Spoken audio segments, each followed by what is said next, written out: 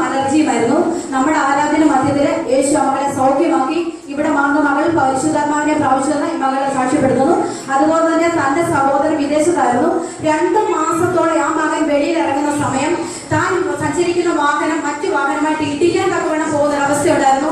എന്നാൽ സംഭവിക്കുന്നത് എപ്പോൾ താൻ വെളിയിൽ പോയിരുന്നാലും ആ വാഹനമായി ഇടിക്കാൻ തക്കവണ്ണം പോയി തീരും. എന്നാൽ ഇവിടെ ബ്രദറിനെ വിളിച്ച് പ്രാർത്ഥിപ്പിച്ച സമയം മകൻ വിദേശത്ത് കൈവശം ഛർദ്ദിച്ചെന്ന് ഈ മകൾ സാക്ഷ്യപ്പെടുന്നു. പിന്നീട് ആ സംഭവം ഉണ്ടായിട്ടില്ല എന്നും മകൾ സാക്ഷ്യപ്പെടുന്നു. ഈ സാക്ഷ്യം വലിയ അനുഗ്രഹിക്കപ്പെട്ട സാക്ഷ്യമാണ്. ഈ മകളുടെ ആങ്ങള വിദേശത്താണ്, ഭാര്യ നാട്ടിലുണ്ട്. ഈ മകളാണ് ഭാര്യയ്ക്ക് എന്റെ നമ്പർ കൊടുത്തത്. ആ ഭാര്യ എന്നെ വിളിച്ചു, നാട്ടിലുള്ള ആങ്ങളയുടെ ഭാര്യ എന്നെ വിളിച്ചു, പ്രാർത്ഥിച്ചുകൊണ്ടിരിക്കുന്ന സമയം തന്നെ വിദേശത്തുള്ള ഭർത്താവ്, അതായത് ഈ മകളുടെ ആങ്ങള ഭാര്യ എന്നെ ഫോൺ വിളിച്ച് പ്രാർത്ഥിക്കുന്ന നിമിഷം തന്നെ വിദേശത്ത് കൈവശം സാധിച്ചു.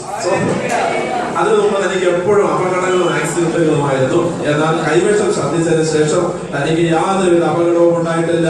കർത്താവ് അത്ഭുതകരമാവണം ഫോൺ വഴി പ്രാർത്ഥിച്ചപ്പോൾ, ഭാര്യ ഫോൺ വഴി പ്രാർത്ഥിച്ചപ്പോൾ വിദേശത്ത് ഭർത്താവിനെ